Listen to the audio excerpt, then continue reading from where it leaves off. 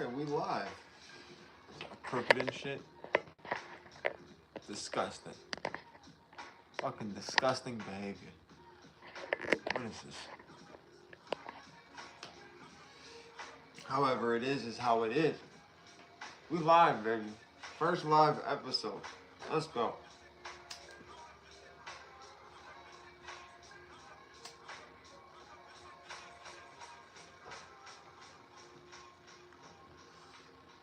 Do I wait for people to get in, or do I just go for it? Oh, your boy's head busted. We gonna keep that up there. Okay, let's just go for it. UFC 298 just finished. What a card. Fantastic night of fights. So, first I'm gonna start off with, sorry to anybody who followed my 5-leg parlay. I apologize. Shit happens. We miss sometimes. It is what it is. We'll get back next week. Catch me in UFC Mexico City, because I got that one. I promise you I got that one. I promise. Just rock with your boy. I promise. I got that one, right? All right, so listen. Check this. Just put my ring on real quick. Break down marijuana ring. You know how it goes. Look, fantastic night of fights. I thought the first fight was a good fight between Roman Kopylov and Anthony Hernandez. Anthony Hernandez got the win. Submission win. You know how I do. I always break down the main card. I always review the main card. There was a lot of good fights on the prelims. De Lima got a fantastic win over Tafa. You had a good, close fight between Amanda Lemos and Mackenzie Dern. It was a very good, close fight. So that was an interesting one. But you know me, I like to do the main card. I stick with the main card. It's what I paid most attention to. You know, I kind of just kick back during the prelims and see what happens. But the main card, like I said, Roman Kopylov versus Anthony Hernandez. Anthony Hernandez gets it done with the submission. Fantastic submission. Hit him with the rear naked choke. Did exactly what he needed to do. He stayed patient. He weathered the storm of Roman Kopylov early because Roman Kopylov was landing well. He was landing well. He was striking really good. It didn't seem like Anthony Hernandez was going to have any answer to it, but he ended up making the proper adjustments. Got the win. Once the fight went to the ground, I knew that Anthony Hernandez was somebody who there was no games being played when that man is on the ground. His jiu-jitsu is phenomenal. So great win by him, great finish, and a well-needed one. You know, like I said, if you watch like my past few episodes on here, it's a really important thing right now, what goes on in the middleweight division. You know what I'm saying? Like, if somebody, it could be anybody. It could be anybody who's even close to top 10. Just close to top 10. You don't even have to be in the top 10. Just close to top 10 to make statements, and you get pushed quick, especially when the division keeps continuing to get shaken up. So that's going to elevate him for sure, and I hope to see more of Anthony Hernandez in 2024. That's for sure. Smoking this roach.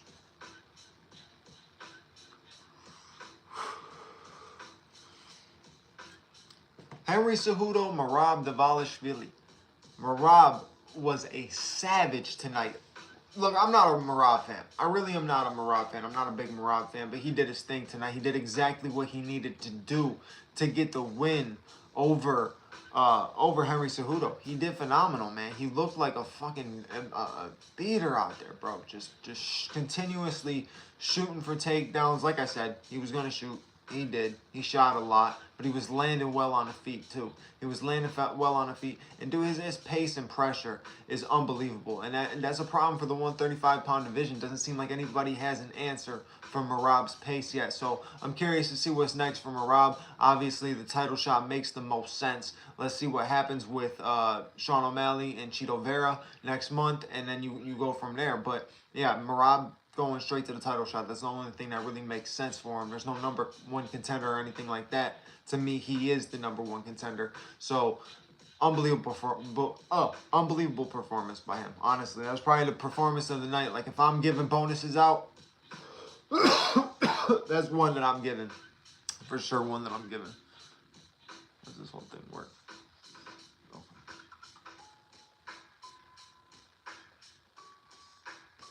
All right, so yeah, like I said, fantastic performance, and I think like what's next for Henry Cejudo? He took off his gloves, didn't announce retirement but took off his gloves. So it's interesting to see what's going to happen with him. Yeah, he might end up being, that might have ended up being his last performance, which would suck. You kind of want to see guys who had that status of being one of the top fighters in the world continue and end up on, end off a win. You want to see him end on a win. And, it would suck to see him end on a night like tonight. But Merab ran through him. Merab made Henry look like Henry needed to retire type of thing. Henry did not look like the Henry that we know. The Henry that dominated TJ Dillashaw. The Henry that dominated Dominic Cruz. The Henry that brought everything he had to Demetrius Johnson. The one who walked through Marlon Moraes. I wasn't seeing that Henry Cejudo tonight. But Merab did his thing. There's nothing you can do or say when somebody is on point, and Merab was on point. So it is what it is. Then you go on to Jeff Neal and Ian Gary, which I see a lot of people complaining about this one as like a robbery, and I can't necessarily call this one a robbery, because the fight Jeff was letting up in moments, and he kept resetting. He would throw a combination, and then he set back, drop his hands. And I'm like, why you keep dropping your hands, bro? You're pissing me off. Why you keep stepping back, dropping your hands? Stop stepping back and dropping your hands. There's no reason for you to step back and drop your hands, keep your hands up, and keep swinging. I don't understand. I just don't get it. It was actually bugging me. That one pissed me off. Like, dude, every time that he did, it's not like Ian was landing these crazy counter shots that were bugging Jeff. Obviously, they were good counter shots, but it was nothing crazy. The knee was the only thing.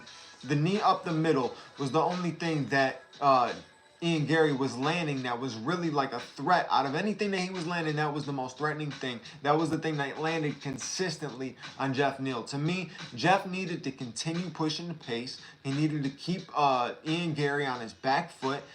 And I was getting pissed off. He wasn't throwing enough. If he would have done a little bit more in that third round, I think he could have secured the win.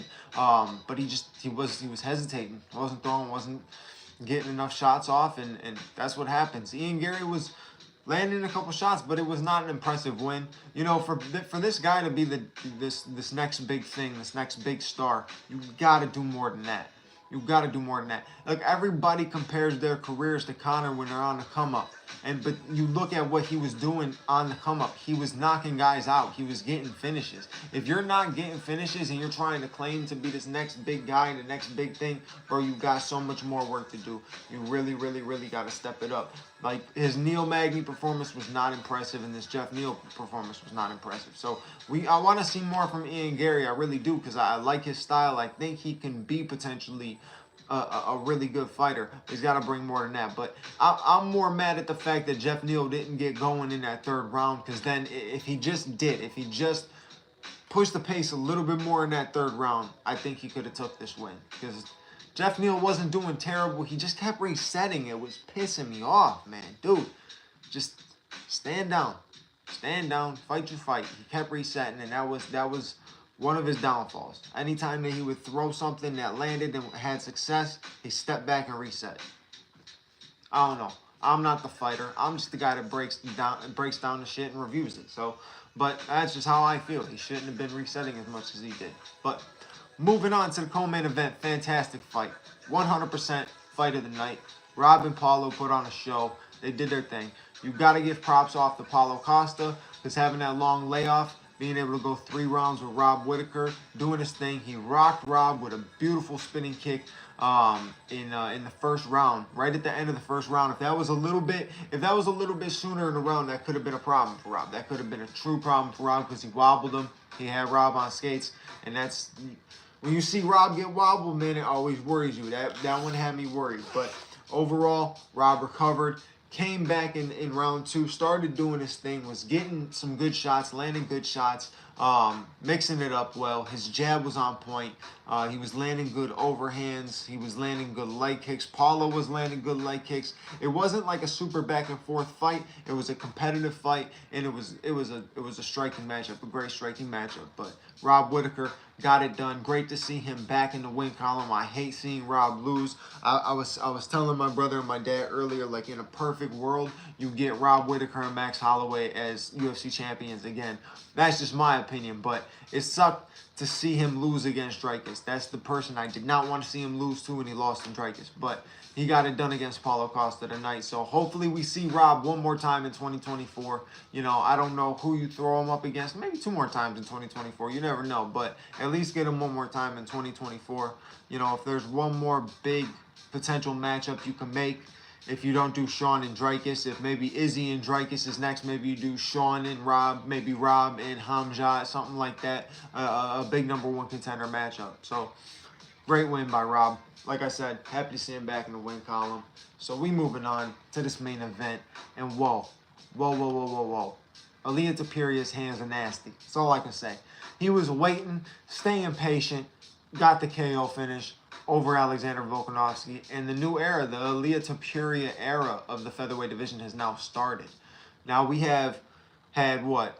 Jose Aldo, Conor McGregor, Max Holloway, Alex Volkanovski, and now Ilia Topuria, 5 featherweight champions. How long can Ilia Topuria hold on to this belt? Can it be a long reign? Can it be a dominant reign? Who is he going to fight next? What's going to go on?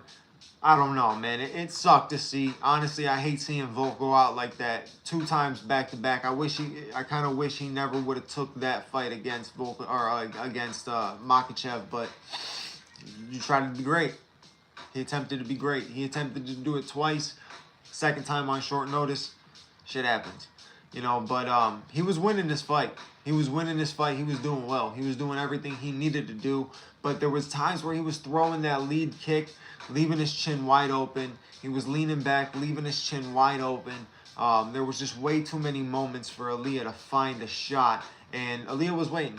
He was waiting, and he exploded with a combination. Beautiful overhand right over the top of Volkanovski, caught him clean, knocked him clean out, man. I expected Ilia to bring some heat when it comes to the striking, because Ilia's hands are beautiful. His boxing's really good. I expected him to throw a lot of the 4 or 5 punch combinations that he throws, works the body and stuff like that. And he was being patient. I mean, Volk was landing good leg kicks, landing good jabs. He was opening them up. He was starting to land well, but chin was open. The chin was open, and the right hand was there, and Ilia packs a lot of power, and he's a very good boxer, and he got it done. So we got a new featherweight champion at 145. Do you now match him up with, you know, the next #1 contender type guy, Yair, Brian? Is it a rematch with Volk? Is it Max later on? Who knows? I would probably say rematch with Volk. It's Alexander Volkanovski. He ran that division for long enough to deserve a rematch, but I hope it's for some time. I hope the man can get a break for a minute. He's always an active fighter, so it'd be nice to see him get a break for a minute, get a little bit of a break, come back, refreshed, and we'll see what happens there. But I wanted to come through since I can finally go live now that I have 50 subscribers. So whoever the 50th subscriber is, shout out to you. I appreciate you for subscribing, because now I can finally go live. So there's going to be more live episodes like this after every event, or after every main event, big main card, all that kind of stuff, big pay-per-view. So maybe next week UFC Mexico City too, because that card is stacked. So you will probably catch me after on live for that as well, but you will catch me for the breakdown soon. So make sure, if you haven't already, like, comment, subscribe, do all that kind of stuff, but hit that bell notification button so you know when my next episode comes out. Stay aware, keep in touch, keep on watching. Your boy Bando is out. I appreciate you for checking this out, and I'll catch you on the next episode. Peace.